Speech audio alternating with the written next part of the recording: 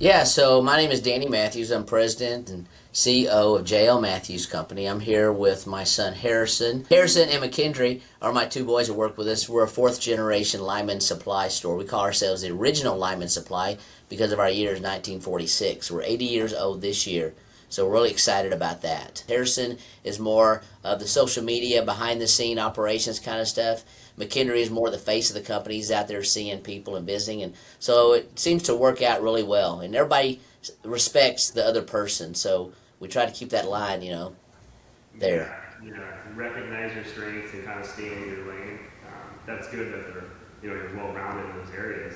That was kind of one of the things when, I'm always interested to hear how other businesses are doing it because I struggle a little bit. Didn't struggle, but it just you're with the content and everything and technology. Everything's ever changing. Yeah, so one of our biggest challenges is that you're right, but luckily with Harrison and McKendry, that's been very helpful to me. I've been here, I've been doing this almost 40 years, right? And so when I started out, it was a Rolodex and a typewriter. Yeah. So we didn't even have a computer in the early days. So with those guys, they've helped us out. I tell you, one of the biggest things my wife did is she looked at me one day and said, "You need to bring the boys in because you're not so relevant to the younger generation." I was like, "Whoa, thank you very much." But she was right, and it's been a good thing for us here at J.L. Matthews Company. How do you guys do with social media? You said you have a full team over there. So Harrison really runs that. He has a team of people that works with Google. He has people that work with the website. Our website's just growing and blowing up, and that's been great for us. Like I said, he has a whole team he's put together that he works with. So he's always in meetings. Amazing how many meetings that man is in every day, Zooming, Zoom calls and stuff like that. I'm the guy who picks up the phone and calls you, "Hey, what's going on?" Not him. He's out there and doing this thing with virtual stuff. It's crazy. So how big is your setup? And you guys are located in Texas. What part of Texas? Yeah, so we're in Fort Worth, Texas, which is it's really nice. Fort Worth is kind of center in the state, and we can get anywhere. Texas is a big state. I hate to say that, but it is a big state, and everything for us is 3 to 4 hours from where we are. We can get down to Austin. You can get to Oklahoma City, Shreveport. West Texas, pretty much centralized right here. And of course, we have DFW Airport, which is great because we're convenient to jump on a flight and go someplace. So really, it's been a really good location for us. Fort Worth is smaller than Dallas, and so it still feels like a small town, even though we're growing and everybody's coming from California and everywhere else to Texas. So the housing is going crazy here. Yeah, yeah. I love Texas. My best friend lives out there. I try and shoot out there, and Texas is our number two state for business for our Oh customers. Just wow!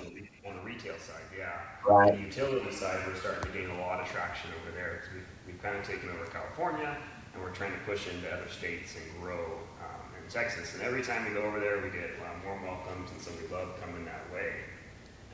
But what's cool, what I saw with your guys on your social media, is you guys still have a storefront, and you have a pretty big storefront, which most companies don't have that anymore. And people, and like myself being a lineman, I like to get stuff in my hands and kind of feel it. Right. How big is your storefront there? So we have two counter guys. We have about it's a right under 10,000 square feet. So it's two counter guys. It's set up. We have an arborist section 'cause we do a lot with arborists also. We have a section for linemen. We have a section for iron workers. A section for tower guys.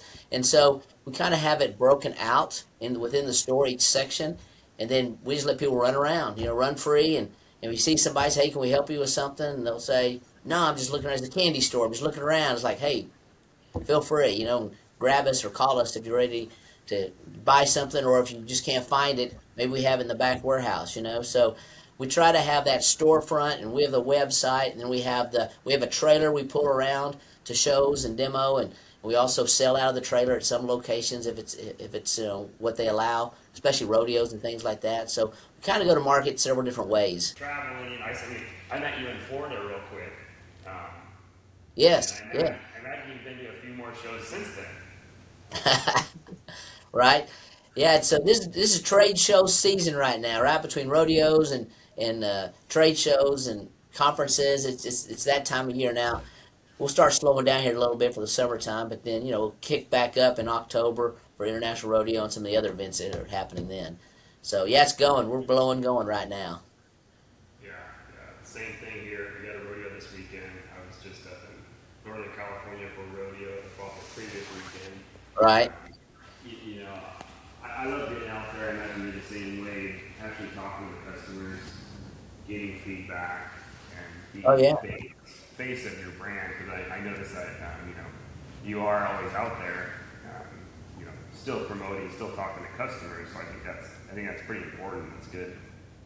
It is important. You have to get in front of people because you have to know what they're thinking, right? What changes or what you have is not working for them, or what new gadget is out there. We have a whole Harrison's been really good about working with individuals. They have developed a product, and most of these guys it's one product.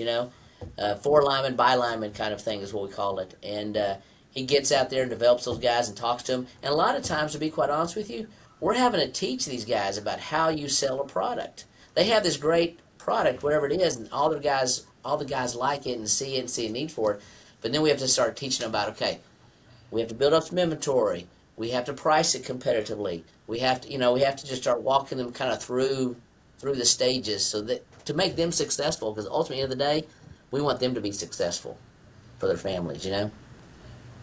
Yeah, yeah, it's pretty cool. I used to compete in the international rodeo. I rodeoed all over the country, Right, and I started selling my product there. And as a lineman, I developed something and made it four lineman, five lineman. I started seeing other guys kind of starting their own businesses too, and I love to see right, hustlers, starting the side hustle. I'm big on like at least 2 to 3 revenue streams. yeah, Our bodies can't do line work forever. My shoulders, my back, and everything. So I love when I see fellow linemen or blue collar right, workers, trying giving it their all. Taking a risk, taking a chance. Because I did it, 7 years ago. I officially finally did it, and then I was able to retire from line work 3 years ago. So I still keep my ticket active, yeah, but it's just I think it's pretty cool that if you put your mind to something and you can achieve anything. It doesn't come quick, it doesn't come overnight. I'm sure you're kind of used to that. What are some advice to some fellow businessmen or people starting out that you could think of? I know it's a broad question, but just right, right. some rules of thumb.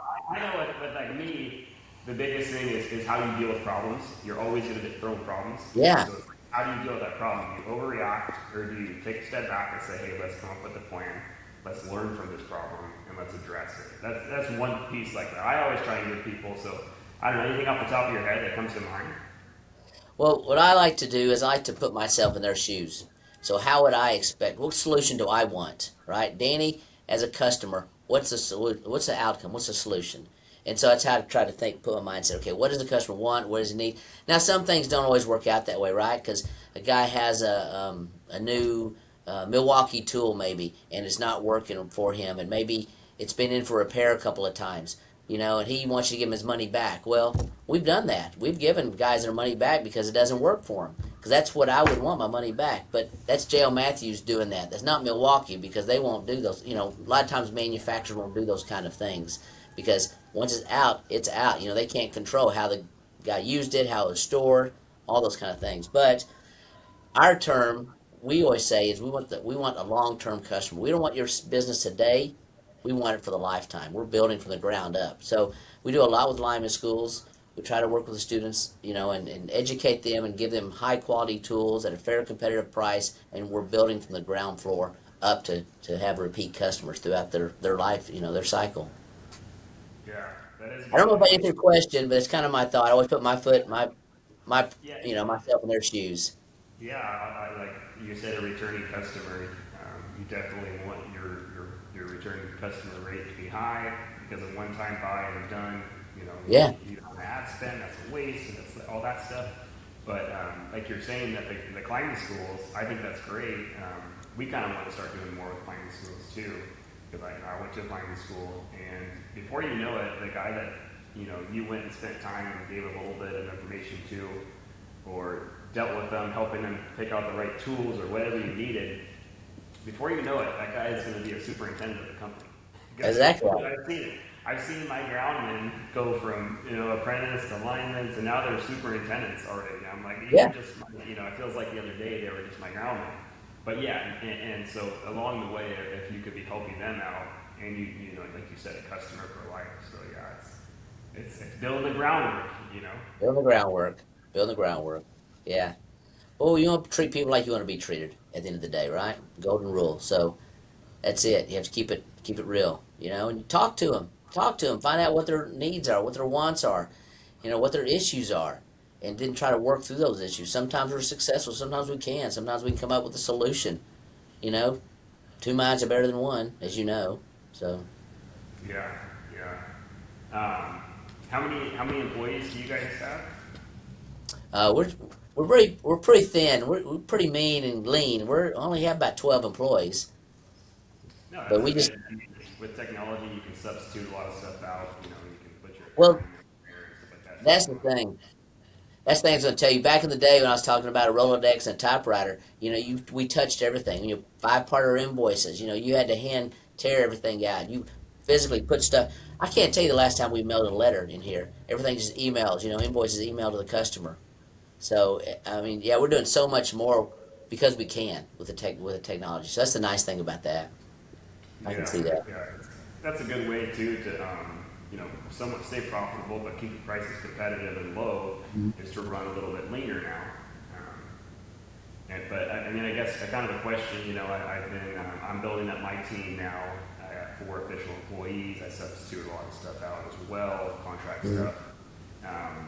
What are some important things or advice you give me to creating a positive work environment? Since you've got a lot more experience being a leader than I do, so keeping your employees happy, keeping it positive, because I really think a happy employee Yeah, is a safe, productive employee. So I try yeah. and do those things. So if there's any secrets you want to give, tips you want to give. I don't need to. I'll tell you this. You're not going to make everybody happy. First off, that's the first thing. You can try. But again, I always go back to, like I said before, the customer. I do the same with employees. How would I want to be treated? If an employee makes a mistake, would I want to be, yelled at and screamed at, or I just want to be come alongside and let's coach and let's talk about what happened and how we can fix it, right? So I think you just treat people with respect is what you do, and then come and also I don't mind getting in the trenches. I don't mind waiting on the counter. I don't mind receiving in freight. I don't mind pulling orders. I don't mind doing those things as well. Because at the end of the day, we're all after that same goal, right? The success of the company. It's not Danny Matthews, it's J.L. Matthews Company, right? Yeah, So we have to be all there together and support each other. yeah, yeah. I try and tell my employees, if we don't get our job done, we're not successful. I can't give you guys a raise. Sorry. That's right. Yeah, yeah, yeah. Yeah. Yeah, that's awesome. It's good to hear. So besides just tooling, do you guys also sell like material and wire and stuff like that?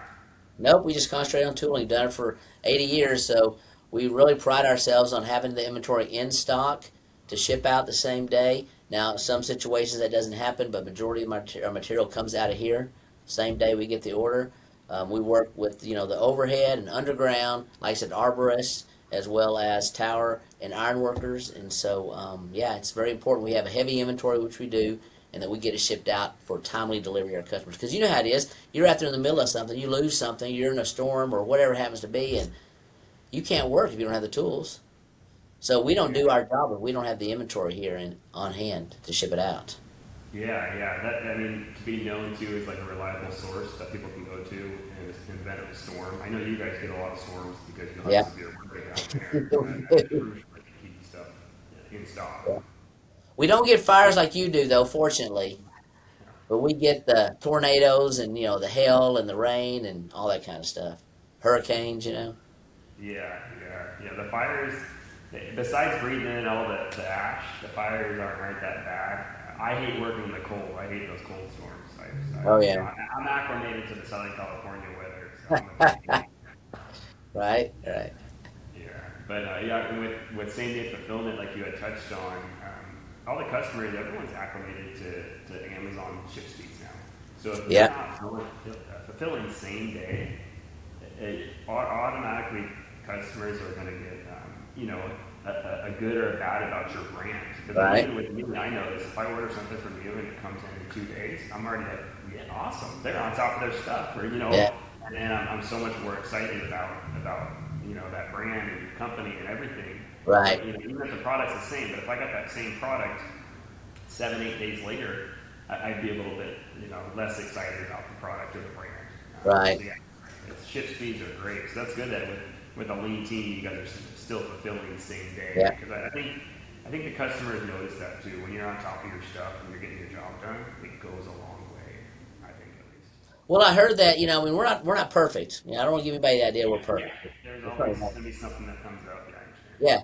But I was at a rodeo recently, and two people came up to me and said, "Man, I ordered it Monday. This is a Saturday rodeo, right? I ordered it Monday, and I had it Tuesday in time for the rodeo. That's awesome. You guys are great. I love hearing those stories.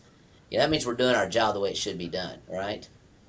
I hate the stories that we can't perform very well. Sometimes it's our fault. Sometimes it's the manufacturer's fault. Problems with manufacturers. They still play just in time inventory, so they're everything we do. Well, I shouldn't say every. It's a big word, but majority of what we do is U.S. made manufacturers. Your Bastion, your Hastings, your Salisbury, Klein, and so they're running 3 to 4 to 5 weeks on production. We have to put that in our schedule, and I have to buy today, knowing I'm going to get it 6 weeks from now.